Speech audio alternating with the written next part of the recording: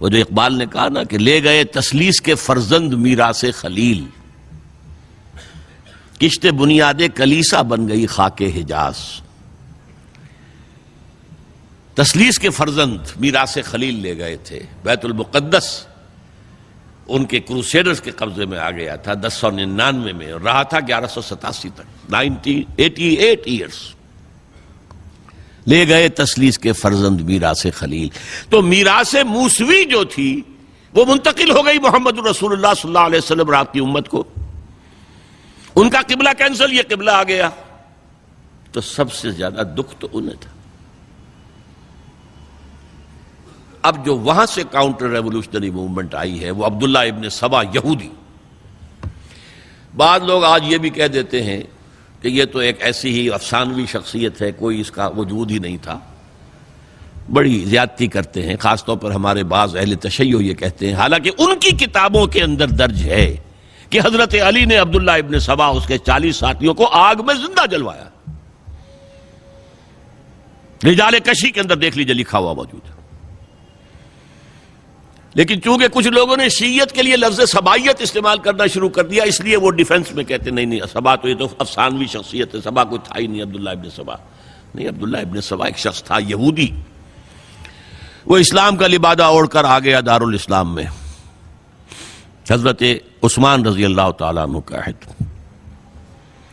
اور ایک مغالطہ میں چاہتا ہوں کہ ان دی فرسٹ انسٹنس دفع کر دوں، عام طور پر اتنی غلط طریقے سے تاریخ بیان ہوئی ہے کہ حضرت عثمان کے عہد خلافت کو سمجھتے ہیں پورا کا پورا عہد خلافت غالباً فتنوں ہی کے اندر تھا اور اختلافات ہی تھے اور خانہ جنگ۔ معاذ اللہ، ایسا نہیں تھا۔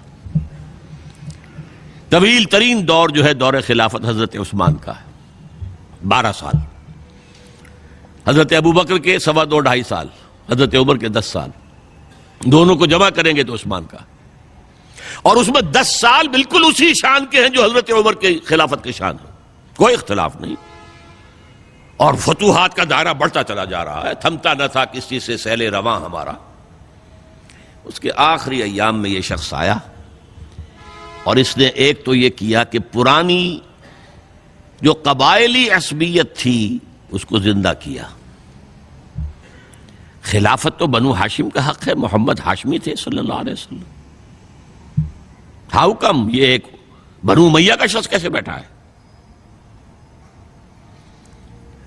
دیکھیے اس شخص نے کتنا انتظار کیا۔ حضرت ابوبکر بنو امیہ میں سے نہیں تھے، لہذا یہ فتنہ اس کے خلاف نہیں ہو سکتا تھا، کیونکہ چشمک جو تھی وہ بنو امیہ اور بنو ہاشم کی تھی، بڑی پرانی تھی، یہ بڑے برابر کے یہ دو کلینز جو تھے مد مقابل تھے ایک دوسرے کے، باقی چھوٹے قبیلے تھے، بنو تیم ہیں، بنو عدی ہیں، لیکن مقابلہ تھا بنو امیہ اور بنو ہاشم کا۔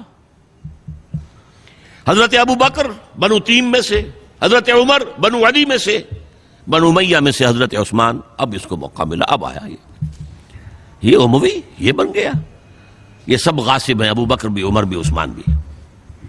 خلافت پہلے دن سے علی کی ہے اور اس کو ملنی چاہیے۔ اس سے آگے بڑھ کر، اور علی تو خدا ہے، انکارنیٹ، گاڈ انکارنیٹ،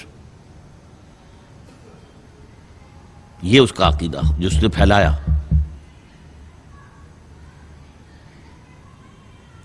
یوں سمجھئے ایک شخص نے حضرت عیسیٰ کے دین کو زیرو کر دیا تھا۔ لوگ مانتے نہیں کہ ایک شخص اتنا کچھ کر سکتا ہے۔ یہودی اور سازشی ذہن، ان کی صلاحیت اور ذہانت۔ ایک شخص تھا پال، حضرت عیسیٰ کو خدا کا بیٹا بنانے والا، وہ توحید ختم، تسلیس آ گئی۔ شریعت کو ختم کرنے والا وہ حضرت عیسیٰ کہہ کر گئے تھے تم پر شریعت موسوی نافذ رہے گی، اس نے کہا نہیں، ایبروگیٹڈ، نو شریعہ۔ نمبر 3، حضرت عیسیٰ نے کہا تھا تمہیں تبلیغ کرنی ہے صرف یہودیوں تک۔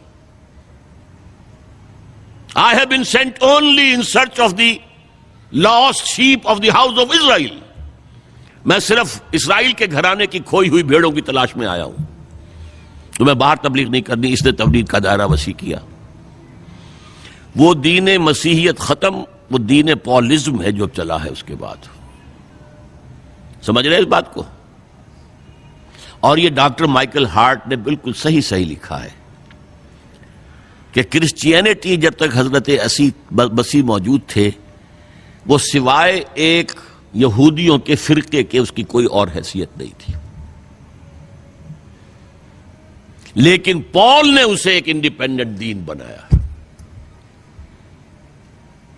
ایک شخص کی کارروائی ہے یہ ساری، اور آج پوری دنیا، پوری عیسائی دنیا اسی پر ہے، تسلیس پر بھی، اور شریعت ختم، اور دعوت جو ہے کرتے پھر رہے ہیں پوری دنیا کے اندر.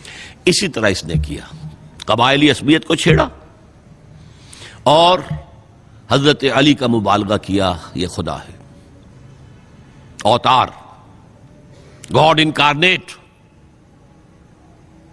تیسرا کام کیا کیا کہ حضرت عثمان رضی اللہ تعالی عنہ اور ان کے جو عاملین تھے، گورنر کوفے کا ہے، گورنر شام میں دمشق میں ہے، گورنر مصر میں ہے، ان کے خلاف پروپیگنڈا شروع کیا. یہ بیت المال میں خیانت کر رہے ہیں، یہ غبن کر رہے ہیں، یہ اپنے عزیزوں کو جو ہے پال رہے ہیں، ان کو دے رہے ہیں، وہ اقربا پروری کر رہے ہیں، اور یہ کر رہے ہیں، اور ٹیکنیک کیسی عجیب. کوفے میں کوفے کے گورنر کے خلاف بات نہیں کریں گے، دمشق اور مصر کے گورنر کے خلاف بات کریں گے. اب کہاں دنیا کے پاس ذرائع تھے کہ کوئی ویریفائی کرے بھئی یہ بات صحیح ہے کہ نہیں ہے، غلط ہے؟ نہ کوئی ذرائع رسل و رسائل ہیں. اور اگر آپ کوفے میں کھڑے ہو کر عثمان نے یہ کر دیا، عثمان نے یہ کر دیا، عثمان نے یہ کر دیا، یہ کر دیا، اب کون اس کو جو ہے اس کی تحقیق کر سکے گا؟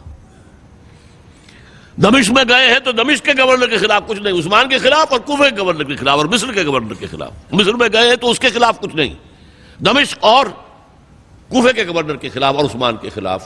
اور پھر ہر طرف سے بلوائیوں کو لا کر گھیراؤ کر لیا حضرت عثمان کے گھر کا. یہ تحریک ہے جو بہت زبردست کامیابی سے ہمکنار ہوئی. یہودی سازش. اب تمام صحابہ کہہ رہے ہیں حضرت عثمان سے کہ آپ ہمیں موقع دیں کہ ہم ان کا سر کچل دیں. آپ فرماتے ہیں نہیں، یہ مجھ پر الزام لگا رہے ہیں نا، میں وضاحت کرتا ہوں. اپنے گھر کی چھت کے اوپر کھڑے ہو کر آپ نے کہا دیکھو یہ میں نے نہیں کیا، یہ میں نے نہیں کیا، میرے یہ احسانات بھول گئے ہو. حضرت علی نے مسجد نبوی میں کھڑے ہو کر جتنے الزامات لگائے تھے ان سب کی طرف سے برات کا معاملہ کیا کہ جھوٹ کہہ رہے ہو تم، عثمان پر کوئی غلطی جو ہے، کوئی خیانت ثابت نہیں. لیکن جنگ کی اجازت حضرت عثمان نہیں دے رہے. یہ میرے خون کے پیاسے ہیں نا، جب تک قتل نہیں کر لیتے جرم کہاں ہے؟ جب قتل کر لیں گے تم قصاص دے لینا. لیکن میں کسی کلمہ گو کی جان نہیں لینا چاہتا، صرف اپنی جان کے تحفظ میں. یہ ہے عزیمت کا پہاڑ. لوگ کہتے ہیں کمزور تھے. جان بچانے کے لیے تو آدمی پتہ نہیں کیا کچھ کر بیٹھتا ہے، اور طاقت ہو تو طاقت کو کیسے استعمال کرے گا. حضرت امیر معاویہ کی طرف سے پیغام پر پیغام آ رہے ہیں کہ آپ ہمیں اجازت دیں میں فوجیں بھیجوں اور ان کا قلع کما کر دیا جائے. حضرت عمرو بن العاص کا پیغام آ رہا ہے مصر سے، آپ ہمیں اجازت دیں.